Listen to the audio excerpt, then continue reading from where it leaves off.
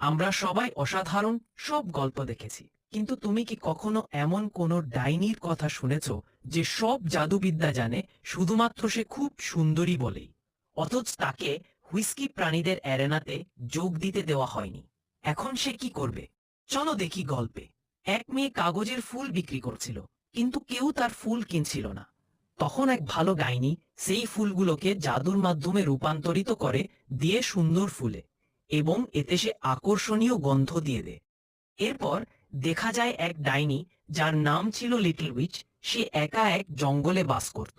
সে নিয়মিত জাদু অনুশীলন করত, কিন্তু তার কোনো জাদুই সঠিকভাবে কাজ করছিল না। তার একমাত্র সঙ্গী ছিল একটি কাক, যে তাকে বিভিন্ন বিষয়ে শিক্ষা দিত।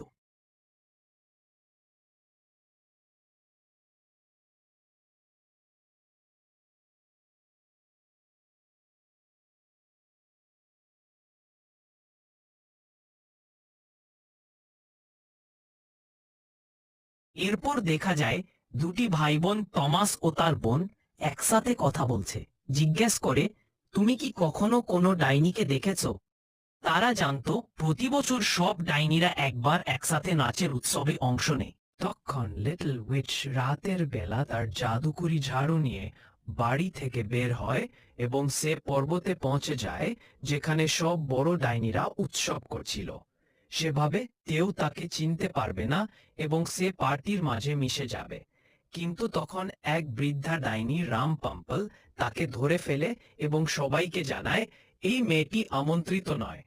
লিটল উইচ তখন বলে, আমি আর ছোট নই, আমি বড় হয়েছি। তখন তারা বলে, তুমি এখনো তরুণী, তোমার মুখে কোনো রেখা নেই, তোমার শরীর থেকে সুগন্ধ বেরোচ্ছে।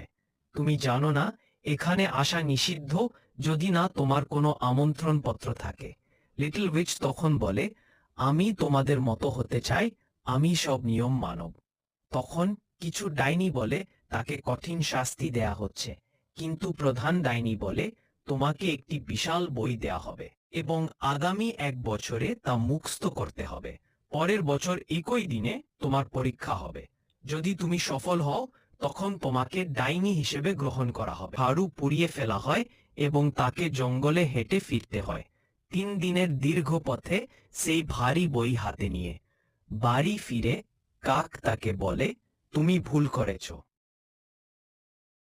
লিটল উইচ তখন তাকে পুরো ঘটনা জানায় এবং প্রতিশোধ নিতে চায়।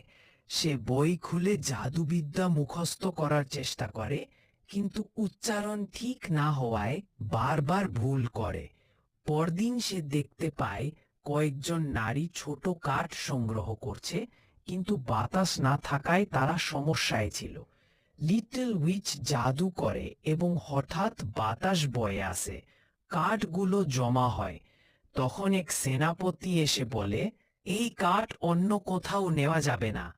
কিন্তু লিটল উইচ তার উপর জাদু করে এবং সে বলে, নিয়ে যেতে পারো। তখন লিটল উইচ বলে, আমাকে বাড়ি পৌঁছে দাও। সেই সেনাপতি জাদুর প্রভাবে তাকেও কাঠগুলো বহন করে। কাক তখন বলে, ভালো কাজ করেছ, কিন্তু প্রতিশোধ ঠিক হয়নি। এরপর সে বাজারে যায় নতুন ঝাড়ু কিনতে।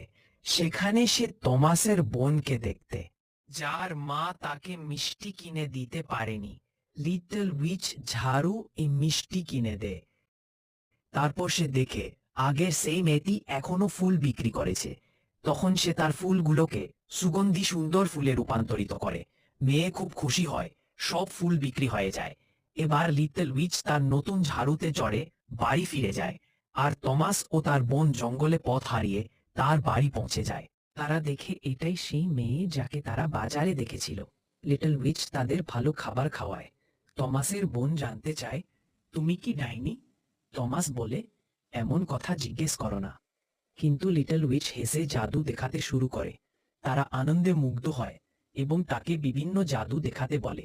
সে ঘরের জিনিস দিয়ে মিউজিক বাজায়, নাচে গানে সময় কাটায়। তখন হঠাৎ কেউ আসে, রাম পাম্পেল। সে বলে, আমি পাশ দিয়ে যাচ্ছিলাম, ভাবলাম তোমার খোঁজ নি। সে জানতে চায়, তুমি বই পড়ছ তো? লিটল উইচ বলে, আজকে কিছু পড়িনি, আমি পরিষ্কার পরিচ্ছন্ন করছিলাম। রাম পাম্পেল জানতে সে আজ জাদু করেছে। সে বলে, তুমি কি জানো আজ শুক্রবার? আজ জাদু করা নিষিদ্ধ। এরপর সে বাড়ির জুড়ির দিকে তাকিয়ে বলে, তোমার ঘরে কেউ আছে? লিটল উইচ তাড়াতাড়ি বলে, না, কেউ নেই। কিন্তু হঠাৎ সে হাঁচি দিতে শুরু করে, কারণ বাচ্চারা লুকিয়েছিল। রাম পাম্পেল বুঝে যায় কেউ আছে। সে সবকিছু তার নোটবুকে লিখে রাখে। পরে লিটল উইচ বাচ্চাদের বিদায় জানায়, কিন্তু রাম পাম্পেল তাদের ধরে ফেলে এবং চিনে ফেলে এরাই সেই বাচ্চা যারা তার ঘরে লুকিয়েছিল।